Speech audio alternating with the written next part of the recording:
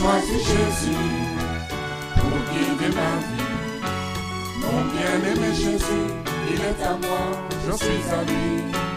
J'ai choisi Jésus pour guider ma vie. Mon bien-aimé Jésus, il est à moi, je suis à lui. J'ai choisi Jésus pour guider ma vie. Mon bien-aimé Jésus, il est à moi, je suis à lui. J'ai choisi Jésus pour guider ma vie. Mon bien-aimé Jésus, il est à moi, je suis à lui. En marchant dans les chemins, dans les rues, observant tous les... Amen. Que Dieu soit béni. Nous pouvons nous asseoir.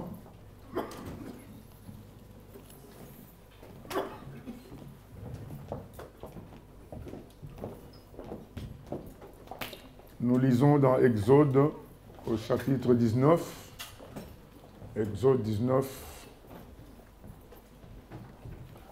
5 à 6. Exode 19, 5 à 6. Maintenant, si vous écoutez ma voix et si vous gardez mon alliance, vous m'appartiendrez entre tous les peuples, car toute la terre est à moi. Vous serez pour moi un royaume de sacrificateurs et une nation sainte. Voilà les paroles que tu diras aux enfants d'Israël. Il dit, maintenant, si vous entendez ma voix, vous allez et vous obéissez à mon alliance, vous allez être mon peuple à moi. Même s'il y a beaucoup de peuples sur la terre, vous allez être mon peuple à moi. Et nous connaissons l'attachement des peuples à leur nation.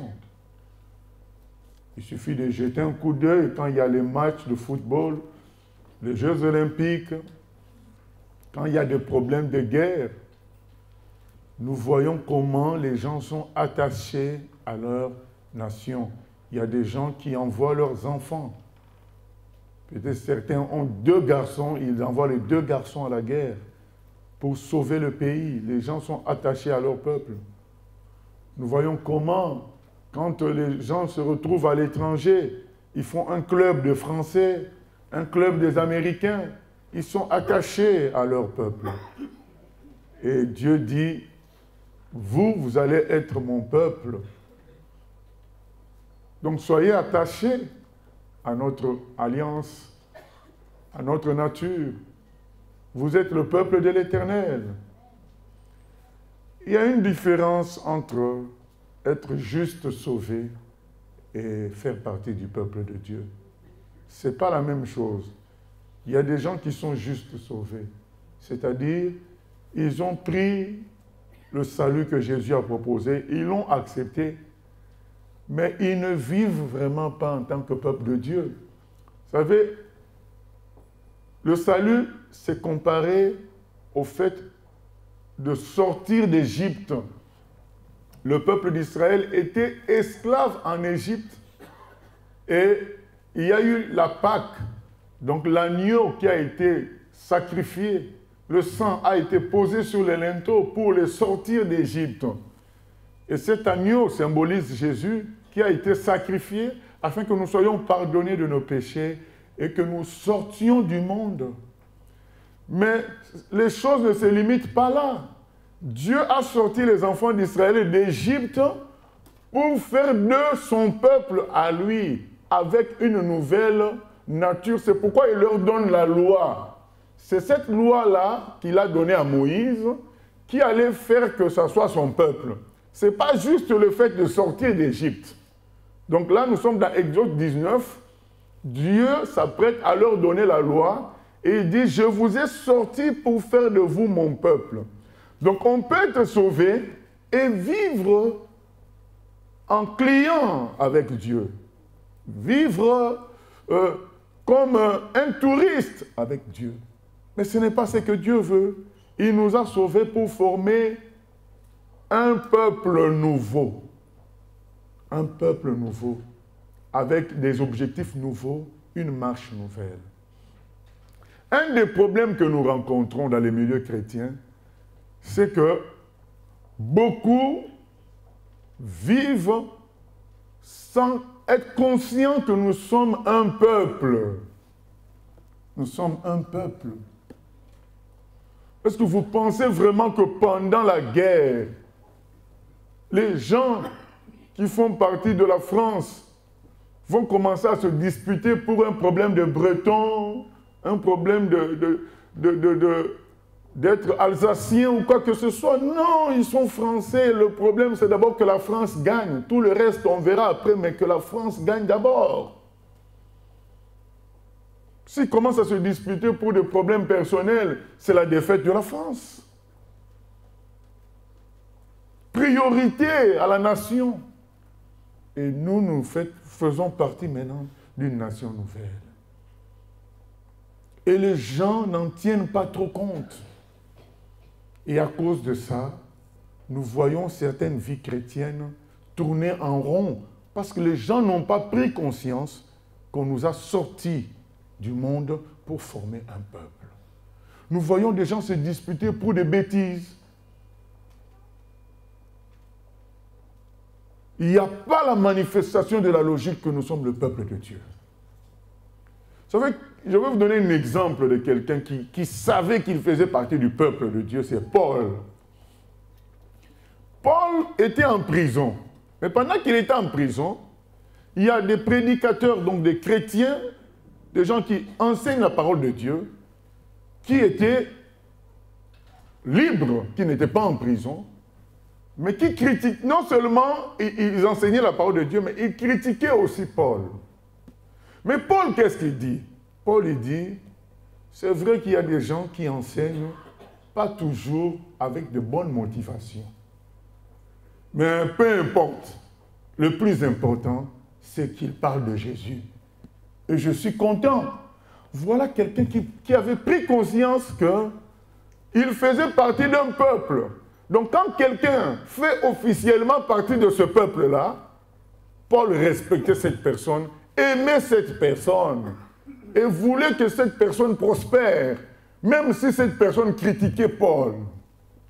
Il dit, il y a des gens qui prêchent, qui nous critiquent à gauche, à droite, mais l'essentiel, qu'ils prêchent Jésus, et je m'en réjouis, alors que lui, il était critiqué. Il prenait conscience que, même si cet homme-là me critique, il fait partie de mon peuple. Voilà la différence. Il y a des gens qui n'ont pas pris conscience que nous formons un peuple, le peuple de Dieu. Je crois qu'il y a des micros qui sont allumés, hein? Il avait pris conscience qu'il faisait partie du peuple du Seigneur. Je vais vous donner un autre exemple de quelqu'un qui avait pris conscience qui faisait partie du peuple de Dieu. C'est David.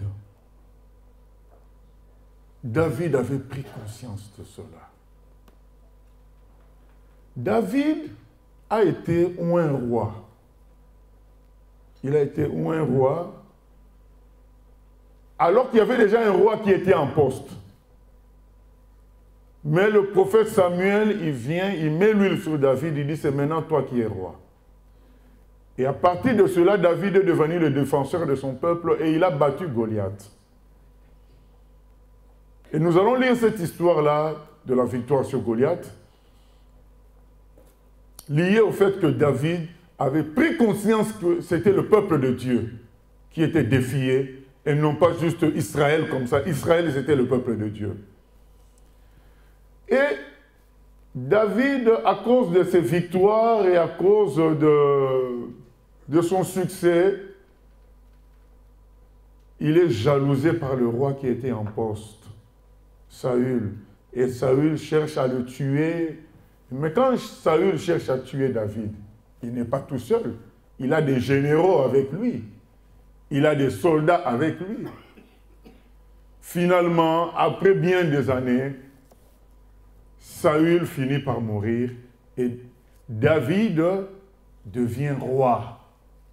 Et quand David devient roi, alors que ces gens à lui veulent faire les règlements de compte, tuer les gens qui le combattaient autrefois sous les ordres de Saül, David dit non, on n'a pas à combattre ces gens parce que c'est nos frères.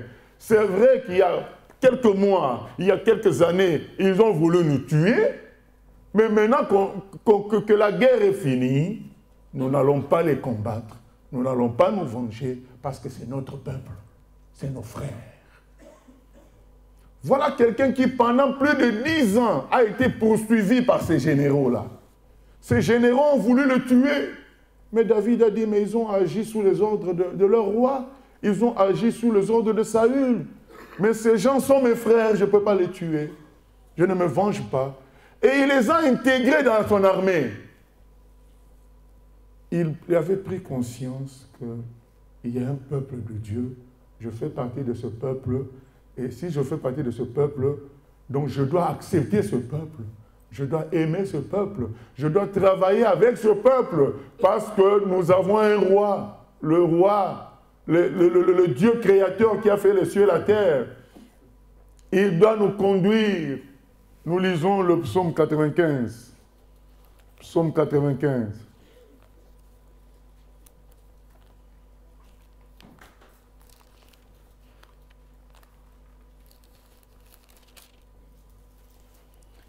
Venez, chantons avec allégresse à l'Éternel. Poussons des cris de joie vers le rocher de notre salut. Allons au-devant de lui avec des louanges. Faisons retentir des cantiques en son honneur. Car l'Éternel est un grand Dieu. Il est un grand roi au-dessus de tous les dieux. Il tient dans sa main les profondeurs de la terre, et les sommets des montagnes sont à lui. La mer est à lui. C'est lui qui l'a faite. La terre aussi, ses mains l'ont formée. Venez, prosternons-nous et humilions-nous. Fléchissons le genou devant l'Éternel, notre Créateur. Car il est notre Dieu, et nous sommes le peuple dont il est le berger, le troupeau que sa main conduit. Oh, si vous pouvez écouter aujourd'hui sa voix, c'est ce que moi je dis encore aujourd'hui. Verset 8, n'endurcissez pas votre cœur. Si vous pouvez encore écouter sa voix aujourd'hui, Dieu, par Jésus, a fait de nous son peuple. Et peut-être nous, on a du mal à voir ça clairement parce qu'on est un peuple formé de toutes les nations. Il y a des chrétiens coréens, des chrétiens chinois, des chrétiens algériens, marocains, sénégalais.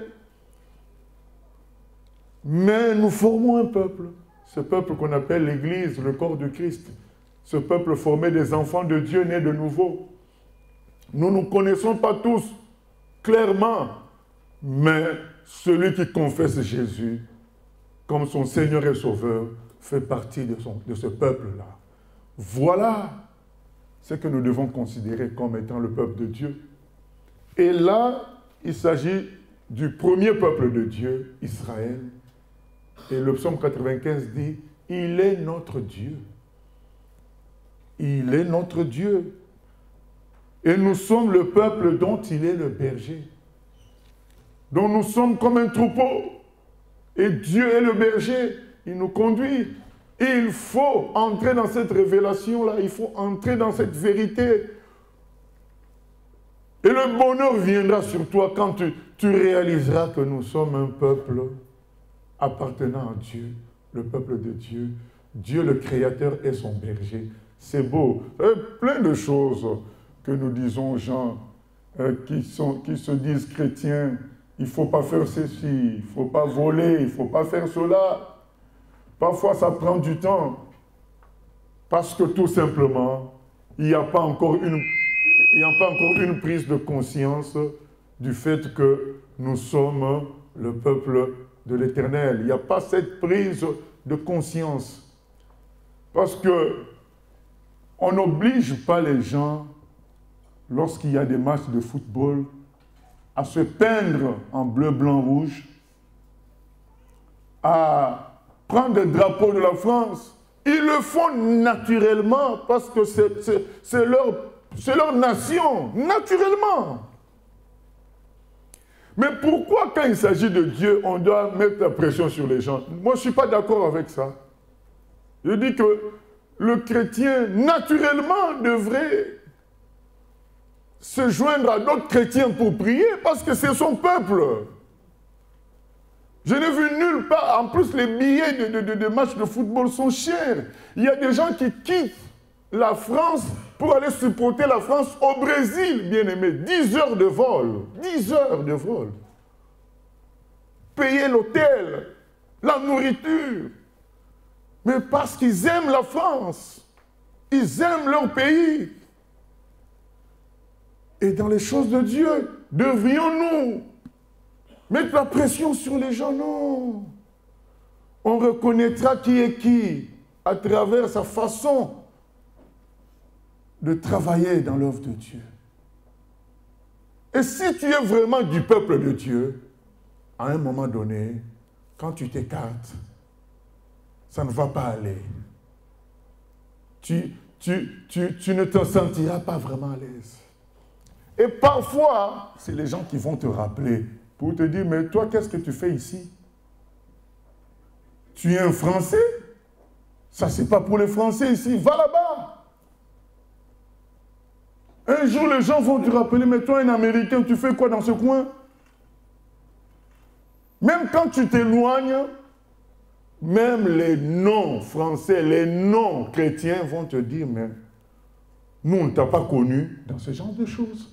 Retourne dans ton peuple. Donc même quand tu veux ce qu'on appelle t'intégrer, il y a mon frère qui est aux États-Unis, nous quand on l'entend parler anglais, on se dit mais on ne comprend presque pas grand-chose, tellement il parle vite. Mais il m'a dit mais non, mais sur place, les gens, les Américains de naissance, quand ils entendent lui parler, ils sentent l'accent quand même africain. Alors que nous, on ne sent pas du tout. C'est-à-dire qu'à un moment donné, même si tu veux t'intégrer à 100%, on va te rappeler, juste par ta façon de parler, d'où tu viens. Les gens sauront. C'est une réalité. Faire partie d'un peuple, c'est une réalité. Les gens te diront, mais à ta façon de parler, on a l'impression que tu fais partie de tel peuple. Oui, mais j'ai quitté ce peuple, mais non, mais ce peuple-là a besoin de toi, retourne là-bas. Les gens te le diront. C'est comme ça qu'on a voulu coincer. Pierre a voulu se cacher, mais on l'a coincé par des gens, on lui a dit, mais par une femme. Mais toi, on dirait que tu fais partie des gens qui étaient avec Jésus. Il a voulu se cacher, il a renié le Seigneur. Le coq a chanté 3 fois, Pierre a pleuré et il est revenu. Et peut-être toi aussi, tu veux te cacher. Mais au fond de toi, tu sens que tu es de Dieu, tu es du peuple de Dieu, mais il y a beaucoup de raisonnements qui viennent dans la tête. Ah oui, mais les églises, c'est des sectes. Ah oui, mais ils exagèrent. Ah oui, mais... Mais ces raisonnements-là, je peux te dire, ils peuvent être des millions de raisonnements. Mais la soif de ton cœur, l'attraction de Dieu dans ton cœur va vaincre tous ces millions de raisonnements. Donc, Satan a beau dire, mais oui, mais les églises aussi, mais est-ce que Jésus a vraiment existé? Il a beau te poser toutes ces questions pour te troubler. Si tu es vraiment simple, si tu es vraiment de Dieu, ces questions-là seront vaincues par l'amour qui est au fond de toi. Au fond de toi, tu connais la vérité. Au fond de toi, tu sais que Dieu est bon. Au fond de toi, tu sais que Dieu est créateur. Parce que tout ce que nous voyons ne vient pas du hasard. Au fond de toi, tu sais que Dieu existe. Au fond de toi, tu sais que... Qu'est-ce que tu as reproché à Jésus? Rien. Au fond de toi, tu connais, parce que nous tous, même quand on n'était pas encore chrétiens véritables, on connaissait l'histoire de Jésus. Et nous savons que nous n'avons rien à lui reprocher. Il n'a fait que aider les pauvres, guérir les malades, sauver les pécheurs. Et il est mort à notre place. Et il est ressuscité le 3e jour. Il a calmé la tempête. Nous connaissons tout cela. Et au fond de nous, on se dit non, voilà l'homme qu'il faut suivre. Voilà le berger de mon âme. Mais il y a les choses de la terre qui veulent se mettre en obstacle. Mais celui qui sait s'humilier, Celui qui sait, qui va vraiment dans la profondeur, il sait que le berger de notre âme, ça doit être Jésus seul. Et Jésus veut faire de nous un peuple. Il faut cesser d'être un chrétien client où tu viens acheter quelque chose à l'église, acheter quelque chose auprès de Dieu. Ou bien s'il faut le prendre gratuitement, tu viens pour prendre quelque chose. Chrétien consommateur, non. Il faut qu'on soit le peuple de Dieu. Quand tu es le peuple, tu fais partie du peuple français, quand on va faire la conscription, quand on va appeler les gens pour les envoyer en guerre, tu vas répondre oui, parce que tu fais partie du peuple français. On ne te propose même pas l'argent, mais tu réponds. Parce que c'est ta nature, c'est ton identité. Et nous devons vivre, il faut que cela revienne, cette relation avec Dieu comme faisant partie d'un peuple. C'est important. Nous lisons le livre de Jérémie au verset 35.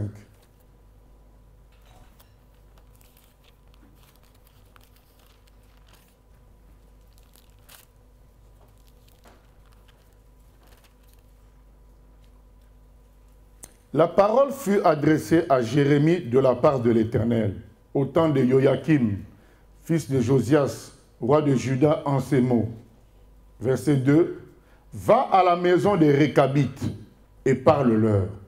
Tu les conduiras à la maison de l'Éternel, dans une des chambres, et tu leur offriras du vin à boire. Je pris Jazania, fils de Jérémie, fils de Abazinia, ses frères, tous ses fils, et toute la maison des Récabites. Et je les conduisis à la maison de l'Éternel dans la chambre des fils de Hanan, fils de Jigdalia, homme de Dieu, près de la chambre des chefs, au-dessus de la chambre de Maaseja, fils de Shalom, garde du seuil. Je mis devant les fils de la maison des Récabites des coupes pleines de vin et des calices, et je leur dis, buvez du vin. Mais ils répondirent, nous ne buvons pas de vin. Pourquoi? Car Jonadab, fils de Récab, notre père, nous a donné cet ordre. Vous ne boirez jamais de vin, ni vous, ni vos fils. Et vous ne bâtirez point de maison. Vous ne sèmerez aucune semence, vous ne planterez point de vigne, et vous n'en posséderez point. Mais vous habiterez sous des tentes toute votre vie, afin que vous viviez longtemps dans le pays où vous êtes étrangers. Nous obéissons à ce que nous a prescrit Jonadab, fils de Récab, notre père. Nous ne buvons pas de vin pendant toute notre vie. Nous, nos femmes, nos fils et nos filles, nous ne bâtissons point de maison pour nos demeures, et nous ne possédons ni vigne, ni champs, ni terre ensemencée. Nous habitons sous des tentes, et nous suivons et pratiquons tout ce que nous a prescrit Jonadab, notre père. Lorsque Nebuchadnezzar, roi de Babylone, est monté contre ce pays, nous avons dit, allons, retirons-nous à Jérusalem, loin de l'armée des Chaldéens et de l'armée de Syrie. C'est ainsi que nous habitons à Jérusalem. Alors la parole de l'Éternel fut adressée à Jérémie en ces mots. Ainsi parle l'Éternel des armées, le Dieu d'Israël. Va et dis aux hommes de Juda et aux habitants de Jérusalem, ne recevrez-vous pas instruction pour obéir à mes paroles, dit l'Éternel. On a observé les paroles de Jonadab, fils de Récab, qui a ordonné à ses fils de ne pas boire du vin. Et ils n'en ont point bu jusqu'à ce jour, parce qu'ils ont obéi à l'ordre de leur père. Et moi, je vous ai parlé dès le matin, et vous ne m'avez pas écouté. Je vous ai envoyé tous mes serviteurs, les prophètes. Je les ai envoyés dès le matin pour vous dire que chacun revienne de sa mauvaise voie. Amendez vos actions. N'allez pas près d'autres dieux pour les servir. Et vous resterez dans le pays que j'ai donné à vous et à vos pères. Mais vous n'avez pas prêté l'oreille. Vous ne m'avez pas écouté. Oui, les fils de Jonadab, fils de Récab, observent l'ordre que leur a donné leur père. Et ce peuple ne m'écoute pas. C'est pourquoi ainsi parle l'Éternel, le Dieu des armées, le Dieu d'Israël. Voici, je vais faire venir sur Juda et sur tous les habitants de Jérusalem tous les malheurs que j'ai annoncés sur eux, parce que je leur ai parlé et qu'ils n'ont pas écouté, parce que je les ai appelés et qu'ils n'ont pas répondu. Voilà l'histoire de Jonadab et des Récabites. C'est une tribu dans le peuple d'Israël dont le père, donc l'ancêtre, avait donné les instructions suivantes. Vous ne prendrez jamais du vin. Et vous ne construirez jamais, vous habiterez sous des tentes. Et maintenant, Dieu dit à Jérémie, prends ces gens-là, amène-les dans un endroit pur, dans un endroit, dans le temple de l'Éternel, dans la maison de l'Éternel. Prends ces gens, amène-les dans la maison de l'Éternel et comme ils vont être dans la maison de Dieu, ils vont avoir beaucoup de confiance. Propose-leur du vin. Pour vous imaginer un homme de Dieu qui te propose quelque chose. Donc c'est censé être bon. Alors, regarde leur réaction. Observe leur réaction. C'est ce qui a été fait. On a amené des fils de Jonadab, des Récabites, dans le temple, dans la maison de Dieu. On leur propose du vin par l'homme de Dieu. Mais ils disent quand même non. Alors que c'est l'homme de Dieu qui leur propose. Ils disent, mais non, on ne prend pas. Dieu, et il leur demande, mais pourquoi? Mais parce que notre ancêtre Jonadab nous a recommandé de ne jamais boire du vin, nous, nos enfants, nos fils, nos femmes, et de ne pas construire, mais d'habiter sous des tentes. Et nous obéissons à notre ancêtre. Et Dieu dit à Jérémie, mais écoute ce que disent ces gens. Donc juste parce que c'est leur ancêtre qui leur a parlé, ils obéissent. Et moi qui suis le Créateur, le Dieu qui a fait les cieux et la terre, je vous parle depuis le matin jusqu'au soir, mais vous n'obéissez pas. Mais voyez l'exemple des Récabites. On les a mis en condition pour qu'ils se disent, bon, comme c'est l'homme de Dieu qui nous propose quand même du vin, même si Jonadab nous a dit parler, ça fait longtemps, bon, on va quand même goûter. Non, ils ont refusé. Et vous, je vous parle depuis le matin. Bien-aimés, depuis le matin, Dieu nous parle dans la Bible. Depuis longtemps, Dieu nous parle, mais peu de personnes acceptent de vivre en peuple de Dieu, de vivre selon la parole de Dieu. Peu de personnes. Peu de personnes. Les gens mélangent leur vie humaine à leur vie spirituelle. Non, la Bible dit nous sommes devenus de nouvelles créatures. Les choses anciennes sont passées, toutes choses sont devenues nouvelles. On veut donner aux enfants l'éducation biblique et l'éducation du monde en même temps. Non, ça ne peut pas aller.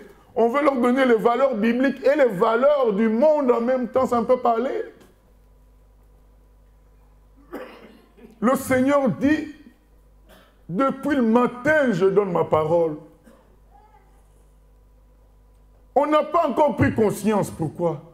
Parce que le lien qui unit Jonadab à l'ancêtre, à ses petits-fils, arrière-petit-fils, c'est un lien fort d'appartenance à un peuple, d'appartenance à une ligne de conduite. Parce qu'un peuple, ce n'est pas seulement un nom, la France, il y a une ligne de conduite.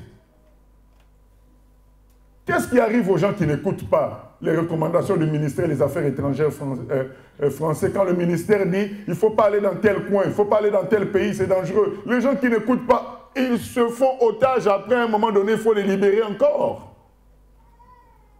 Quand les Français sont dans un pays et qu'il y a guerre dans ce pays, il y a le consulat français, l'ambassade qui envoie des textos à tout le monde. On se retrouve à tel endroit.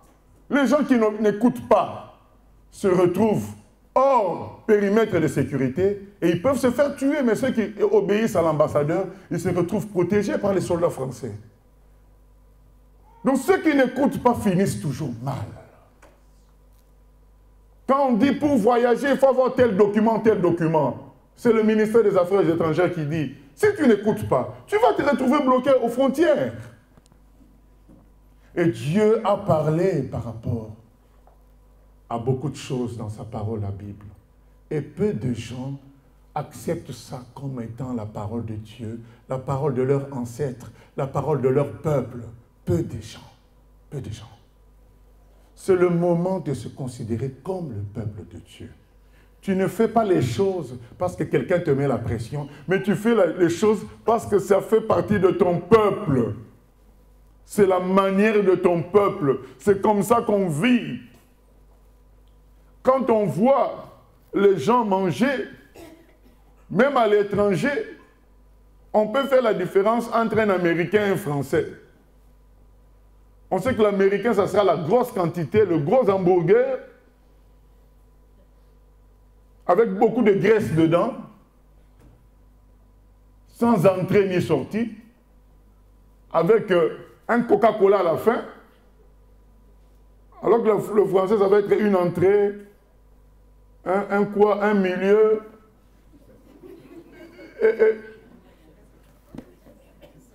jamais prendre... L'Américain va prendre le café dès le départ, le Français va prendre le café à la fin de tout. Donc on peut voir la fonction de la nourriture, la façon de manger, ça c'est un Américain, ça c'est un Français. Le Français va être choqué que tu prennes un bon repas avec du Coca-Cola, mais l'Américain va demander son Coca même dans un restaurant 3 étoiles. Il demande quand même son Coca. À partir de là, on peut savoir, là, c'est un Américain. Donc, il vit comme son peuple. Là, c'est un Français, il vit comme son peuple. C'est ça les Récabites. Ils vivaient comme leur ancêtre Jonadab. Mais nous avons un ancêtre. C'est l'Éternel qui a fait les cieux et la terre. Il nous a donné une ligne de conduite qui est dans la parole de Dieu, dans la Bible. Et les gens qui suivent cette ligne de conduite, ils sont heureux, ils avancent. Et ils vivent ça d'une manière naturelle, parce qu'ils considèrent que c'est identitaire, comme on dit aujourd'hui. C'est leur identité. Ce n'est pas quelque chose qu'ils doivent faire pour se prouver qu'ils sont chrétiens. C'est leur identité. Mais quand tu commences à vouloir faire pour te prouver à toi-même que tu es chrétien, c'est là que ça devient difficile. Tu veux venir à la prière pour te prouver que tu es chrétien. Tu veux faire telle chose, évangéliser pour te sentir chrétien. C'est là que ça devient difficile. Mais si tu te dis, Seigneur, je fais partie de ton peuple, et quelles sont les instructions? Le Seigneur va te donner les instructions et la force en même temps. Mais il veut que tu réalises que tu fais partie de son peuple. Tu es dans son peuple. Tu es dans sa famille. Il veut que tu réalises ça fortement. C'est important, bien-aimé. Beaucoup de blocages ne sautent pas parce que les gens ne font pas encore partie du peuple de Dieu. Ils sont peut-être sauvés parce qu'on est sauvés par grâce. Mais ils ne réalisent pas qu'ils doivent vivre en peuple de Dieu. Surtout que nous vivons un temps où Internet est devenu champion pour isoler les gens. Les gens peuvent écouter les prédications par Internet, suivre des cultes par Internet. Ils sont tous seuls. Ils ne font plus partie du peuple de Dieu, mais ils sont peut-être quand même sauvés, mais c'est encore, il y a des doutes. Puisqu'on ne peut pas être sauvé et être loin du peuple de Dieu. Il y a un souci. Et Internet isole les gens. Ils pensent qu'ils peuvent vivre sans Dieu, sans le peuple de Dieu plutôt. Mais vivre sans le peuple de Dieu, c'est vivre sans Dieu. Il y en a qui vivent sans pasteur aujourd'hui, sans responsable. Sous prétexte qu'ils ont écouté un enseignement qui critiquait le fait qu'il y ait des responsables alors que la Bible est claire là-dessus. Bien aimé, les instructions de Jonadab, c'était clair. Il ne fallait pas boire du vin, il ne fallait pas construire, il ne fallait pas planter. Les instructions étaient claires. Les instructions de la parole aussi sont claires. Mais quand on a un cœur tortueux, ça devient flou alors que c'était clair, très clair. Éphésiens 4:11 dit que Dieu a établi des pasteurs, des docteurs, des apôtres pour nous conduire. Hébreux 13:17 dit obéissez à vos conducteurs. Il est question de conducteurs dans la parole de Dieu. Et il y a des gens aujourd'hui qui ont décidé de vivre sans conducteur. Et ils appellent que quand ils ont des bobos maintenant. Ils ont des problèmes, là ils appellent. Mais pourquoi toute ta vie tu vis sans conducteur? C'est quand tu as des difficultés que tu appelles, tu cherches un conducteur quelque part. Mais non, il y a un souci. C'est des gens qui n'ont pas pris conscience du peuple de Dieu. De la réalité du peuple de Dieu. Nous sommes un peuple. Dans un peuple, dans une nation, il y a un roi. Il y a un président. Nous avons pour roi le Dieu qui a fait les cieux et la terre. Et ce roi-là a une organisation. A des autorités dans son royaume. Tout ça est organisé, ce n'est pas à la légère. Il faut prendre conscience de ça. Et nous sommes un grand peuple disséminé dans le monde entier. Donc tu ne dois pas croire que tu es le seul chrétien sur la terre, c'est toi seul qui es dans la vérité. Il y a d'autres enfants de Dieu ailleurs. Même à côté de toi, à 5 km, il y en a, mais tu ne les connais peut-être pas, mais il y en a. Il faut prendre conscience de la réalité du peuple de Dieu, vivre en peuple de Dieu. Et c'est là qu'on verra la gloire de Dieu. Nous sommes son peuple, dit Exode 19, 5 à 6. Je vous ai mis à part pour faire de vous mon peuple. Il faut entrer dans cette révélation-là. Et vivre pour la nation, vivre pour le peuple. Vous savez, les gens qui, pendant les guerres, envoient leurs fils se faire tuer, mais c'est pour la nation. Ils pouvaient cacher leurs enfants. Ils disent, mais si je cache mes enfants, nous perdons la guerre. Ils seront quand même tués de toute façon. Donc autant sauver la nation. Et aujourd'hui, beaucoup se cachent, vivent une vie égoïste, une vie isolée, avec leurs propres désirs, et ils viennent juste pour chercher des solutions à leurs problèmes dans l'église, juste pour régler certaines situations. Non, nous devons vivre en peuple de Dieu. On sait que tel jour le peuple de Dieu se retrouve tel part. Nous savons que Dieu a tel objectif pour le peuple de Dieu. Allez faire de toutes les nations des disciples. Il faut que je vive cela. Il a plusieurs objectifs. Il dit, allez prêcher la bonne nouvelle à toute la création. Il faut que je vive cela. Il dit, soyez parfaits comme votre Père Céleste est parfait. Je suis son peuple. Je dois vivre cela. Le peuple, ça veut dire le représentant en même temps. L'ambassade de la France aux États-Unis, c'est considéré comme la présence de la France aux États-Unis. Les Français aux États-Unis représentent la France. Et quand vous entendez les Américains parler, dès qu'il est question d'un Français aux États-Unis, on sait que les Français là-bas font du bon boulot. Ils donnent une bonne image du pays. Nous représentons notre Dieu. Nous représentons notre pays, le ciel. Il faut en tenir compte aujourd'hui. Il ne faut pas faire les choses comme si on te forçait à faire quelque chose. Tu représentes Dieu. Tu es de son peuple. Tu fais partie de son peuple. Où doit se trouver le peuple de Dieu? Que doit faire le peuple de Dieu? Ça doit être l'objet de tes réflexions. Quel est le prochain rendez-vous du peuple de Dieu? C'est ça. C'est ce à quoi tu dois réfléchir. Conduit par le berger lui-même. Nous lisons encore la parole de Dieu dans 1 Samuel, chapitre 17. 1 Samuel, chapitre 17, à partir du verset 17. Isaïe dit à David, son fils, à partir du verset 17, Isaïe dit à David, son fils, prends pour les frères, tes frères, cet épha de grains rôtis et ces 10 pains, et cours au camp vers tes frères. Porte aussi ces 10 fromages au chef de leurs milliers. Tu verras si tes frères se portent bien, et tu m'en donneras des nouvelles sûres.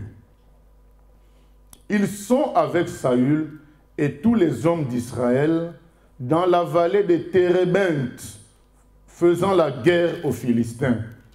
David se leva de bon matin, il laissa les brebis à un gardien, prit sa charge et partit comme Isaïe le lui avait ordonné. Lorsqu'il arriva au camp, l'armée était en marche pour se ranger en bataille et pousser des cris de guerre. Israël et les Philistins se formèrent en bataille, armée contre armée. David remit les objets qu'il portait entre les mains du gardien des bagages et courut vers les rangs de l'armée. Aussitôt arrivé, il demanda à ses frères comment ils se portaient. Tandis qu'il parlait avec eux, voici le Philistin de Gath, nommé Goliath, s'avança entre les deux armées, hors des rangs des Philistins. Il tint les mêmes discours que précédemment et David les entendit. Donc Goliath mesurait 3 mètres. Et rien que sa lance devait peser environ 30 kilos. Son bouclier plutôt. 3 mètres.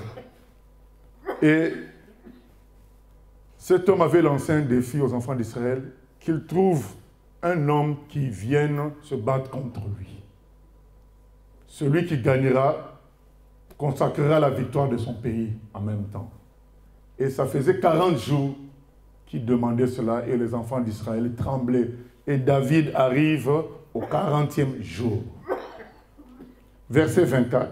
À la vue de cet homme, tous ceux d'Israël s'enfuirent devant lui et furent saisis d'une grande crainte. Chacun disait, « Avez-vous vu s'avancer cet homme?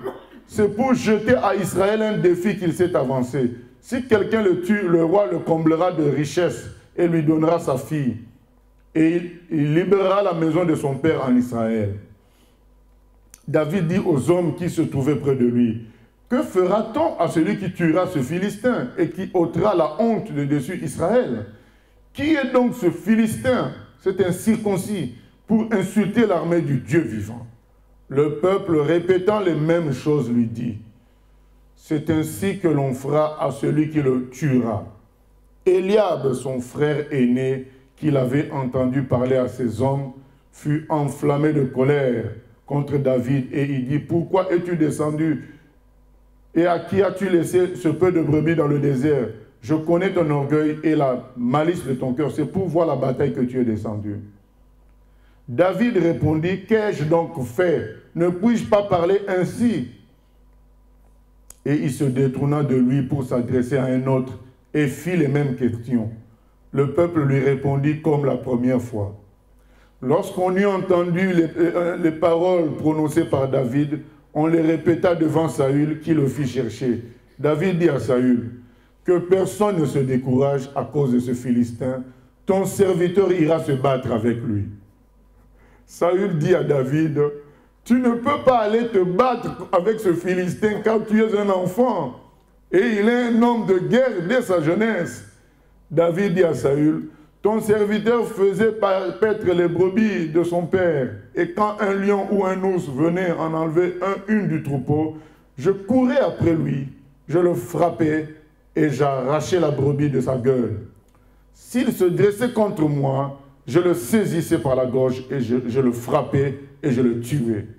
C'est ainsi que ton serviteur a terrassé le lion et l'ours, et il en sera du Philistin, de cet incirconcis comme de l'un d'eux, car il a insulté l'armée du Dieu vivant. » David dit encore, « L'Éternel qui m'a délivré de la griffe du lion et de la patte de l'ours me délivrera aussi de la main de ce Philistin. » Et Saül dit à David, « Va, et que l'Éternel soit avec toi. » Saül fit mettre ses vêtements à David. Il plaça sur sa tête un casque d'airain et le revêtit d'une cuirasse. David ceignit l'épée de Saül par-dessus ses habits et voulut marcher car il n'avait pas encore essayé. Mais il dit à Saül, « Je ne puis pas marcher avec cette armure, je n'y suis pas habitué. » Et il s'en débarrassa. Il prit en main son bâton, choisit dans le torrent 5 pierres polies et les mit dans sa gibecière de berger et dans sa poche. Puis sa fronde à la main, il s'avança contre le Philistin. Le Philistin s'approcha peu à peu de David et l'homme qui portait son bouclier marchait devant lui.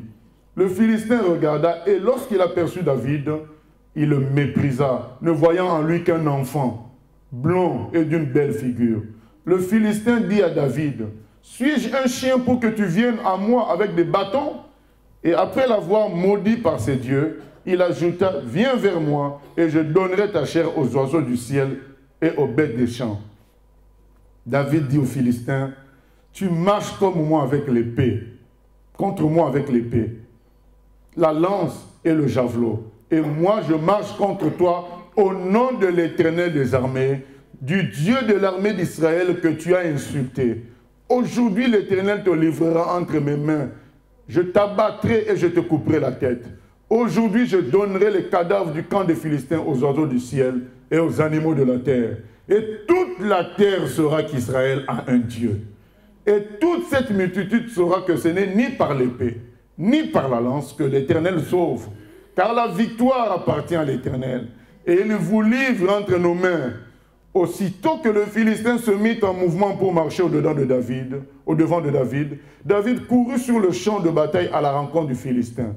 Il mit la main dans sa gibecière, il prit une pierre et la lança avec sa fronde. Il frappa le Philistin au front et la pierre s'enfonça dans le front du Philistin qui tomba le visage contre terre. Ainsi, avec une fronde et une pierre, David fut plus fort que le Philistin. Il le terrassa et lui ôta la vie sans avoir d'épée à la main. Amen. Sans avoir d'épée à la main. Juste parce qu'il a pris conscience de quoi? Il a pris conscience du fait que le Philistin, qui mesurait 3 mètres, était en train d'insulter le peuple d'Israël. Mais qui est le peuple d'Israël? C'était le peuple de Dieu. Donc David a fait la relation entre son pays et son roi qui est Dieu. Il a dit, mais non, s'il injurie notre peuple, en réalité, il injurie le Dieu vivant. Mais qui peut être plus fort que le Dieu vivant? Automatiquement, David a reçu la mission d'en finir avec ce Philistin venant d'en haut. Parce que David était le seul parmi tous ces gens-là à prendre conscience qu'ils étaient le peuple de Dieu. C'est pourquoi Dieu t'appelle à te réveiller aujourd'hui, à prendre conscience que tu es le peuple de Dieu. Tu fais partie de ce peuple. Et que Dieu triomphera toujours de tous les obstacles qui sont devant ce peuple-là. Toujours. Puisque c'est lui qui est le berger. C'est lui qui est le roi. Nous faisons partie de son peuple. Faire partie du peuple de Dieu, c'est pas seulement le représenter en obéissant à la loi, en faisant la différence. C'est ainsi que les étrangers pouvaient faire la différence entre eux et Israël par les lois que Dieu avait données à Israël. Mais c'est aussi être sûr de toute forme de victoire. Parce que nous avons un roi, le roi des rois, le Seigneur des seigneurs.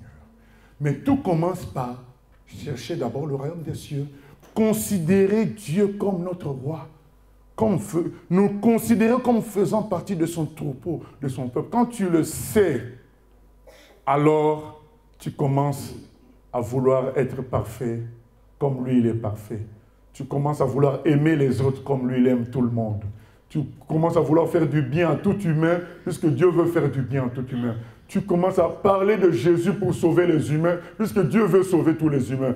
Parce que tu fais partie du peuple de Dieu, tu évites la magouille, tu évites le mensonge, tu évites le péché. Parce que tu fais partie du peuple de Dieu qui a fait les cieux, la terre, et de celui qui ne pêche pas, de celui qui est lumière, qui est bon, qui est amour, qui est vérité.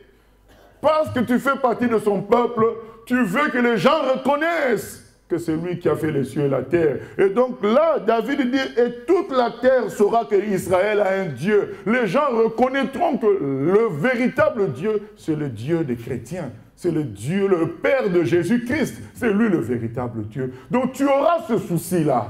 Quand Paul est arrivé à Athènes, il a vu Athènes, c'est écrit dans Actes des Apôtres au chapitre 17, il a vu toutes sortes d'idoles. Nous lisons dans Actes 17. Actes 17, verset 16. Comme Paul les attendait à Athènes, il sentait au-dedans de lui son esprit s'irriter à la vue de cette ville pleine d'idoles. Il s'entretenait donc dans la synagogue avec les Juifs et les hommes craignant Dieu et sur la place publique chaque jour avec ceux qu'il rencontrait. Quelques philosophes épicuriens et stoïciens se mirent à parler avec lui. Et les uns disaient, que veut dire ce discoureur? D'autres, l'entendant annoncer Jésus et la résurrection, disaient, il semble qu'il annonce des divinités étrangères. Alors ils le prirent et le menèrent à l'aéropage en disant, pourrions-nous savoir quelle est cette nouvelle doctrine que tu nous enseignes? Verset 22. Paul, debout au milieu de l'aéropage, dit, homme athénien, je vous trouve à tous égards extrêmement religieux, car en parcourant votre ville et en considérant les objets de votre dévotion, j'ai même découvert un autel avec cette inscription, à un Dieu inconnu. Ce que vous révérez sans le connaître, c'est ce que je vous annonce. Le Dieu qui a fait le monde et tout ce qui s'y trouve, étant le Seigneur du ciel et de la terre, n'habite point dans des temples faits de mains d'hommes. Il n'est point servi par des mains humaines, comme s'il avait besoin de quoi que ce soit. Lui qui donne à tous la vie, la respiration et toutes choses. Il a fait que tous les hommes, sortis d'un seul sang, habitent sur toute la surface de la terre, ayant déterminé la durée des temps et les bornes de leur demeure. Il a voulu qu'ils cherchent le Seigneur et qu'ils s'efforcent de le trouver en tâtonnant, bien qu'il ne soit pas loin de chacun de nous. Car en lui, nous avons la vie, le mouvement et l'être. C'est ce qu'ont dit aussi quelques-uns de vos poètes. De lui, nous sommes la race. Ainsi donc, étant la race de Dieu, nous ne devons pas croire que la divinité soit semblable à de l'or, à de l'argent ou à de la pierre, sculptée par l'art et l'industrie de l'homme. Dieu, sans tenir compte des temps d'ignorance, annonce maintenant à tous les hommes, en tout lieu, qu'ils ont à se repentir. Parce qu'il a fixé un jour où il jugera le monde selon la justice, par l'homme qu'il a désigné, ce dont il a donné à tous une preuve certaine en le ressuscitant des morts. Amen. Paul, irrité par le fait que les gens adorent des statues, dit, mais comment toute une ville peut être remplie de statues comme ça? Et il commence à discuter avec les gens pour leur faire comprendre, mais si vos poètes ont dit que nous étions de la race de Dieu, comment nous qui sommes de la race de Dieu, nous pouvons croire que Dieu soit une statue? Comment nous qui sommes du peuple de Dieu, nous pouvons croire que Dieu soit un objet? Alors il leur explique que le Dieu qui a fait le ciel et la terre a choisi un homme pour se révéler à toute l'humanité. Cet homme s'appelle Jésus. Et comment on peut reconnaître cela? Parce que c'est le seul homme à être mort et ressuscité. Donc il a vaincu la mort, c'est le seul. C'est comme ça qu'on peut reconnaître, parce que celui qui a vaincu la mort a tout vaincu sur la terre, parce que le grand problème des humains, c'est la mort. Celui qui a vaincu la mort a vaincu en même temps le péché, le mal. Puisque c'est le mal qui produit la mort. Paul était dérangé parce qu'il faisait partie du peuple de Dieu. Il était dérangé de voir que c'est le Dieu des idoles qui est le succès. Lui considérait que c'est son roi qui devait avoir le succès. C'est ça la réalité. Quand nous avons un président, un roi, et qu'on se retrouve dans un endroit où il y a plusieurs présidents, plusieurs rois, nous allons entourer notre président, nous allons protéger notre président. C'est là où vous voyez que quelqu'un peut être quelqu'un de la droite, mais lorsqu'il reçoit le président dans sa région, dans sa mairie, alors que le président est de gauche, mais il veut que son président soit honoré là où il arrive là. Parce que c'est le président de toute la France.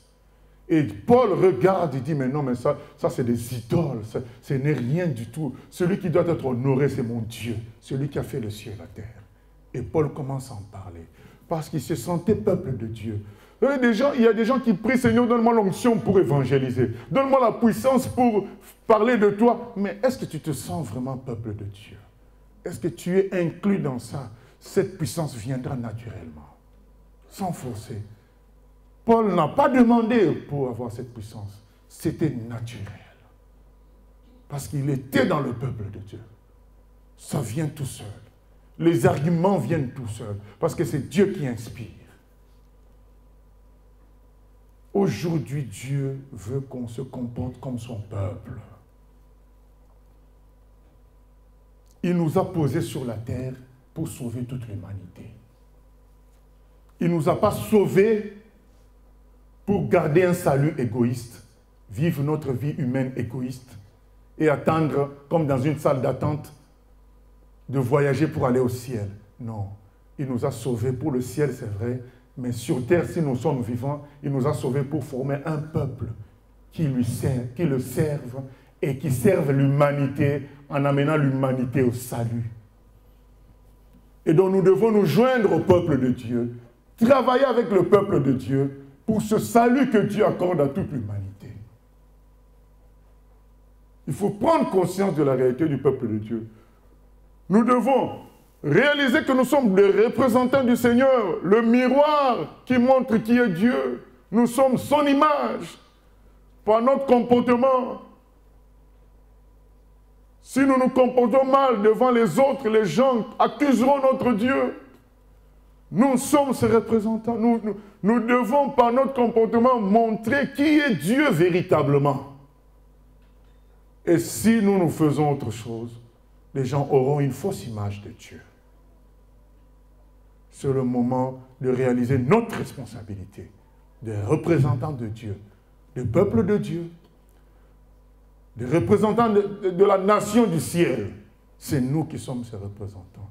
David a pris conscience de ça et il a vaincu Goliath.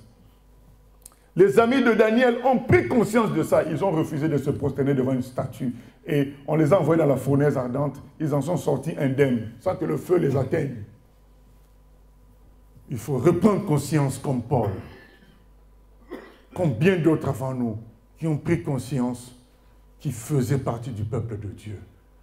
Et le peuple de Dieu ne peut pas perdre la bataille. Le peuple de Dieu ne peut que vaincre. Et quand les mauvaises nouvelles tombent, nous nous souvenons que nous faisons partie du peuple de Dieu. Dieu nous défendra. Quand on nous propose la facilité pour qu'on fasse comme les gens qui ne sont pas du peuple de Dieu, on sent qu'on trahit notre race. Dans le psaume 73, il y a un homme qui était découragé de voir qu'il avait l'impression que les non-chrétiens, les non-croyants, ceux qui ne croyaient pas à Dieu, en Dieu, semblaient être heureux et riches, forts. Et lui qui avait mis tant de passion pour Dieu, semblait être pauvre et ayant beaucoup de problèmes. Il a dit lui-même que je faisais une bêtise. Je me trompais parce qu'en réalité, quand je vois bien ces gens-là qui semblent heureux avec leurs millions, ils sont malheureux parce qu'ils prennent la cocaïne, ils sont obligés pour se sentir bien de se maquiller de telle manière, de s'habiller de telle manière, de telle autre manière. Ils sont obligés pour se sentir bien de voir des comptes bancaires remplis ou d'être applaudis. Et il s'est rendu compte que lui qui avait Dieu était mieux. Il était protégé, il était heureux, il était soutenu par celui qui a fait les cieux et la terre. Mais à un moment, il dit que j'ai voulu fléchir. J'ai voulu faillir. En faisant quoi? En imitant les mauvais. Mais quand il a voulu imiter les mauvais, il a dit, j'ai senti que ce n'était pas de ma race. Vous savez, quelqu'un qui est du peuple de Dieu, quand il est dans le péché, il sait au fond de lui que ce n'est pas pour lui ce genre de choses. Même si la chair est faible, mais il sent que ça, ce n'est pas pour moi. Moi, je ne dois pas vivre comme ça.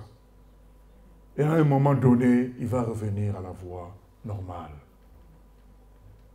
Bien-aimés, aujourd'hui, nous devons nous rebeller contre notre chair. Nous devons nous rebeller aujourd'hui contre les passions de la terre. Nous rebeller contre l'orgueil qui est dans l'homme. Aujourd'hui, nous devons dire, Seigneur, je veux être comme une brebis conduite par toi. Vivre dans ton peuple comme ton peuple. Accepter ta royauté sur moi. Et avec Jésus, Dieu nous a amenés loin. Une des révélations que Jésus nous emmène, c'est quoi? C'est que nous sommes non seulement le peuple de Dieu, nous sommes les enfants de Dieu. Il dit dans Matthieu 5, « Soyez parfaits comme votre Père Céleste est parfait. » Maintenant, nous sommes, vous savez, comme un caneton ressemble à un canard. Mais nous devons ressembler à Dieu. C'est ce que Jésus maintenant nous dit. Dans tes objectifs, dans tes projets, est-ce que c'est des projets de Dieu? Est-ce que ça donne la ressemblance à Dieu? Est-ce que ça donne gloire à Dieu? Matthieu 5. Dans Matthieu 6, il dit, quand vous priez, vous dites quoi? Notre Père qui est aux cieux. Avant, les gens, quand ils priaient, ils faisaient des cérémonies à Dieu, en parlant Dieu, Dieu. Il dit, maintenant là, vous pouvez dire notre Père. Dieu, Jésus nous amène encore à un autre niveau. Il dit, c'est votre Père. Alors, puisque c'est mon Père, donc je fais des projets avec lui. c'est moi qui défends son honneur. Quand on avait des professeurs pour nous tirer les oreilles quand on était à l'école, les gens qui étaient turbulents, ils disaient, mais vous représentez vos familles, c'était pour nous pousser à nous calmer, quoi. Parce que quand tu pensais, tiens, on se moque de mon père en disant, à cause de moi, ça nous calmait. Le professeur disait, ben, vous savez, hein, le comportement de chacun de vous représente sa famille. Hein. Alors même les gens compliqués se calmaient, se disaient, je fais honte à mon père. C'est pas bon. Réfléchissons à cela. Est-ce que ton père est content que tu sois triste alors que lui a envoyé son fils à la croix pour toi? Que tu sois dans une logique de défaite, que tu capitules? Non. Pense à ton père. Satan te dit que tu as perdu, tu es dans la tristesse, tu as tout perdu. Mais pense à ton père qui t'aime tant et qui a donné son fils pour toi. Nous sommes en train d'apprendre un chant qui dit Leaning, leaning on the everlasting arms. Ça veut dire me reposant dans les bras éternels de Dieu. Tu dois te reposer dans les bras éternels de ton Père désormais. Leaning on the everlasting arms. Dans les bras de Dieu. Tu dois arrêter avec une logique de défaite, une logique de tristesse. Il y a aussi un chant qui dit « Sur toi je me repose, ô Jésus mon sauveur ». Puisqu'il est devenu ton frère Jésus parce que vous avez le même Père. Il faut vivre cela, bien-aimé. Il ne faut pas que ce soit des discours. Et les apôtres vivaient cela. On t'a volé quelque chose. Il faut vivre la réalité des enfants de Dieu. Ton Père a vu parce que ton Père voit tout. Le gardien d'Israël jamais ne dort ni ne sommeille. Il sait qui a volé. Et il peut te le montrer. Mais s'il te montre, c'est bien. Mais ce n'est pas pour haïr le voleur, c'est pour prier pour le voleur. Mais s'il ne montre pas, sache qu'il a vu. Il s'occupe de l'affaire. Parce qu'il est tout-puissant. Il faut que ça soit concret. Puis que nous faisons partie du peuple de Dieu. Comme David, pour lui c'était concret. Peut-être que David mesurait 1,60 m. Mais pour lui c'était du concret. Goliath n'est qu'un petit, puisque notre Dieu c'est le Dieu qui a fait le ciel et la terre. Qui est Goliath devant tout ça? 3 mètres c'est quoi devant celui qui a fait le ciel et la terre? C'est écrit dans la parole de Dieu, Dieu déjoue les desseins des nations. Donc même les complots des pays, Dieu peut déjouer ça.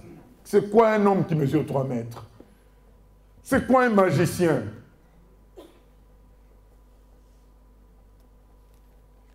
C'est quoi le nom d'une maladie? Parce que Dieu est plus puissant que cela. Mais ça nous demande de vivre en peuple de Dieu. Maintenant, en famille de Dieu. En enfant de Dieu. Plus loin encore. Il est notre Père. Notre Père qui est aux cieux. Voilà. Plus loin encore. Nous clôturons avec Philippiens 2. Et après, nous allons chanter « Tu es Dieu ».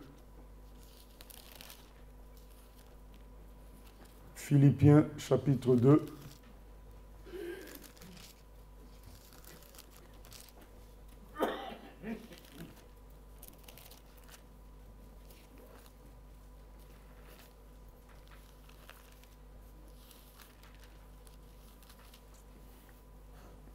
Il est écrit dans Philippiens 2, au verset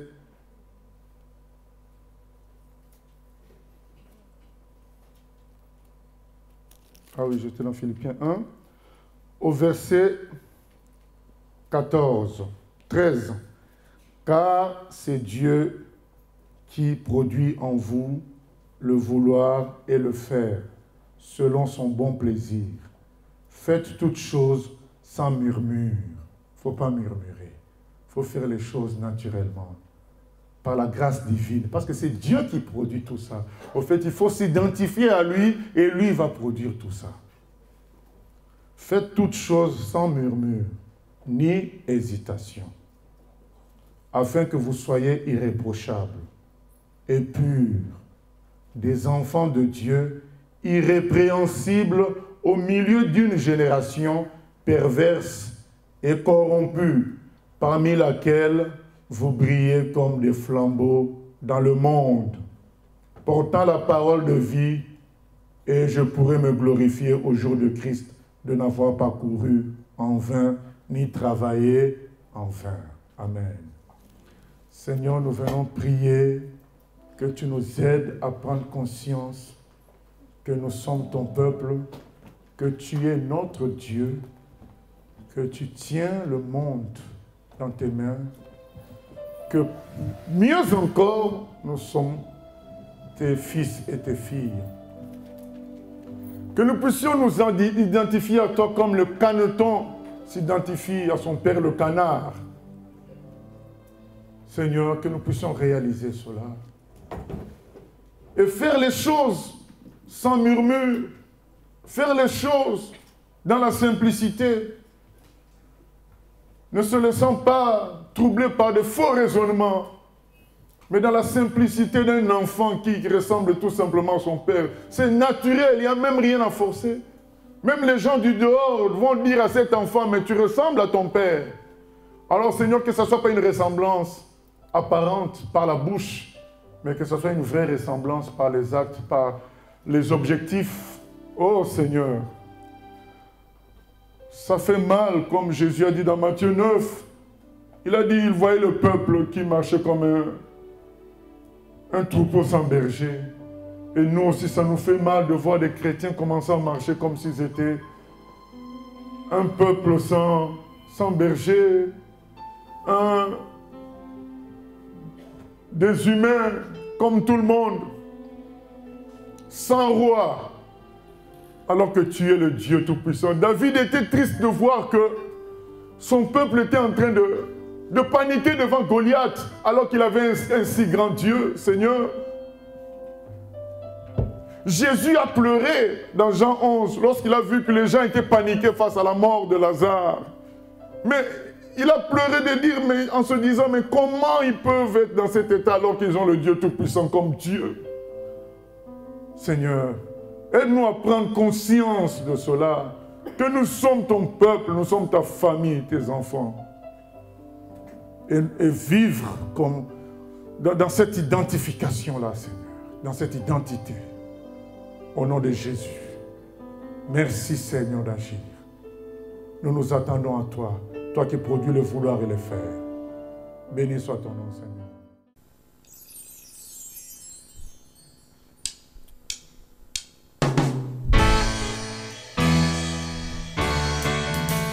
J'ai choisi Jésus pour guider ma vie. Mon bien-aimé Jésus, il est à moi, je suis à lui. J'ai choisi Jésus pour guider ma vie.